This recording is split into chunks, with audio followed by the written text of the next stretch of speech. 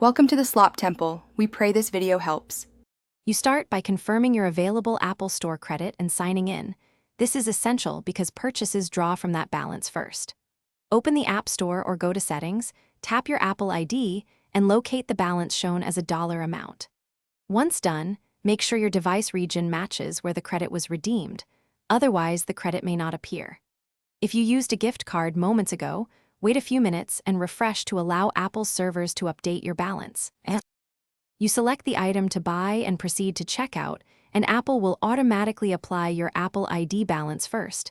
That's why confirming the displayed balance matters.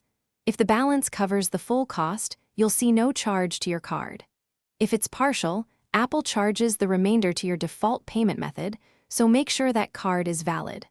Once purchased, check your receipt and subscription settings to confirm renewal behavior and to track when credit will be consumed for ongoing charges. Finish by reviewing your purchase history to confirm the credit deduction and that you received the right item. If the credit didn't apply, sign out of your Apple ID and sign back in, update iOS or Mac OS, and recheck that the gift card was redeemed into the same country store. These fixes often resolve sync issues.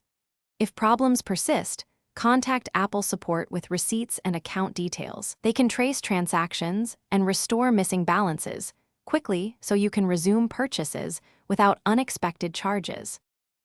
Thanks for watching. Consider subscribing if we helped you.